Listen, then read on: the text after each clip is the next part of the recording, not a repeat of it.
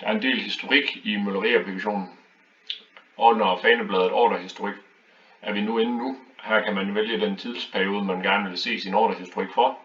Man kan søge specifikt på ordre, der indeholder et specifikt ordre-ID, en speciel recept, en speciel komponent, en speciel leverandør, der er blevet brugt i blandingerne, et specifikt leverancenummer, eller gå baglands og finde ud af, hvilken blanding, der indeholder et helt specifikt mølleri-leverancenummer. Vi har ligeledes muligheden for at generere nogle rapporter og eksportere de her rapporter. Der er også en mulighed for at åbne en mail op, hvor rapporterne er vedhæftet i direkte, hvis man skal videre sende dem til en vognmand. Herover har vi de ordre, som det her anlæg har lavet. Vi kan se et ordre-ID, vi kan se ordrenavnet, hvilken recept der er blevet brugt, hvor mange blandinger der er blevet lavet, starttidspunkt, tiden det har taget, den samlede ordremængde, hvad der reelt set er blevet indvejet, og en variation på blandingen. Hvis der er bestilt mere end en blanding, udregner ordrehistorikken også en kapacitet på anlægget i kilo per time.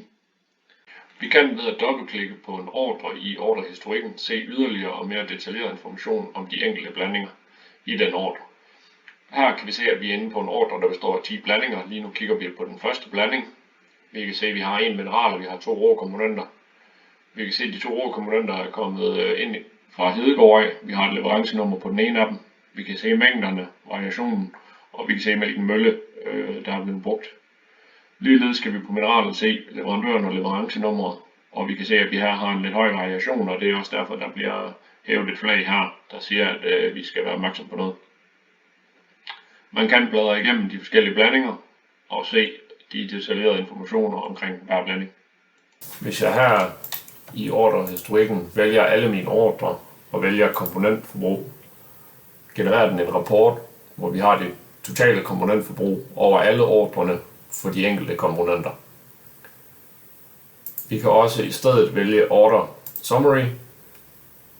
Den gør det samme, hvad angår komponentforbruget, men den sammenholder og sammenlægger også alle de valgte ordre, således vi kan se, hvor mange blandinger det totalt set er, og hvor mange kilo det totalt set er. Har vi indtastet en pris på vores komponentleverancer, så vil den også kunne udregne noget pris. Vi kan ligeledes vælge en enkelt ordre og trykke på ordre detaljer.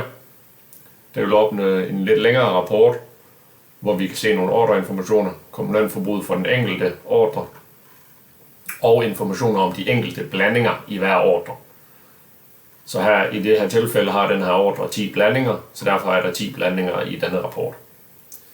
Vi kan også markere dem alle sammen igen og vælge, at vi vil eksportere dem. Hvis vi eksporterer dem, får vi en order summary eksporteret for alle de her ordre.